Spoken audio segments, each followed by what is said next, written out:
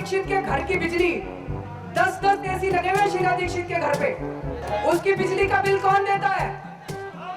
हम देते हैं उसकी बिजली का बिल। माहौल बदल चुका है भाई, और आम आदमी पार्टी जो एक शिगुफा और सीना फुलाए एक उम्मीद से पहले घूम रही थी कि हम लगातार जीत रहे हैं और दिल्ली एक बार हम तीसरी बार जीतने वाले हैं और हम आएंगे लगातार यहाँ पर 2025 के विधानसभा चुनाव में भी। अब ऐसा बहुत मुश्किल लग रहा है। कारण क्या है कि दिल्ली का जो वोटर है वो केजरीवाल की झूठ लगातार 10 साल से झेल रहा है और पूरा सोशल मीडिया भरा पड़ा है केजरीवाल के झूठ से। केजरीवाल के वो लगातार वो बयान जो पीछे उन्होंने दिए और तुरंत उसे बदल गए, ये बयान बताते हैं कि केजरीवाल अपने बयानों पर बिल्कुल भी नहीं टिक पाते हैं।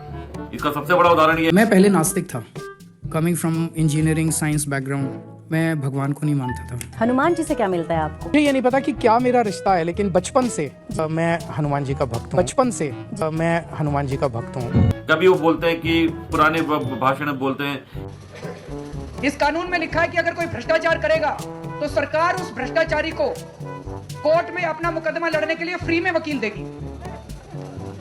आजादी के बाद पहली बार यह कानून आया। सरकार के मन में कितनी दया है इन भ्रष्टाचारियों के लिए कि तकलीफ ना हो जाए इनको।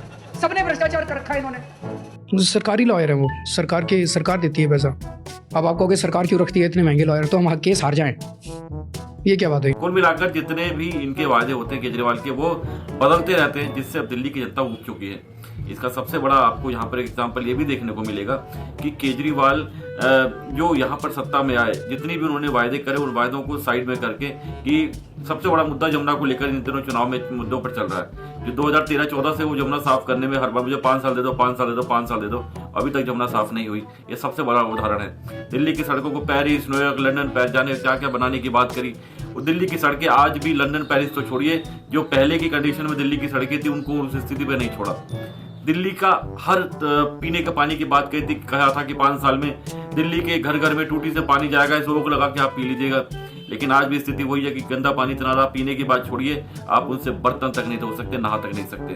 तो बहुत से ऐसे वायदे, बहुत सी ऐसी बातें जो केजरीवाल लगातार बैकफुट पर जाते नजर आ रहे हैं। और इससे जो गारंटी केजरीवाल ने 5 गारंटी दी हैं, एक छठी गारंटी फिर देना भूल गए कि इन सभी 5 गारंटियों को पूरा करने के लिए वो छठी गारंटी जो होगी वो ये होगी, अगर जीत गए तो, कि केंद्र नहीं करने दे रहा, मोदी नहीं करने दे रहा और एलजे नहीं करने दे रहा।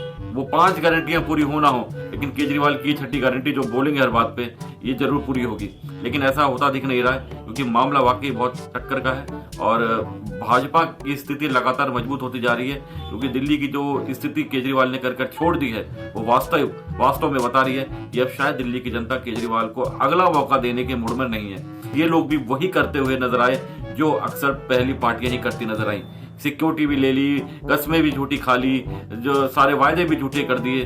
तो अब केजरीवाल को सतर्क होने की जरूरत है, क्योंकि मामला वास्तव में टक्कर का है। हम देते हैं शीला दीक्षित के घर के बिजली का बिल। उनके मंत्रियों के बिजली के बिल कौन देता है?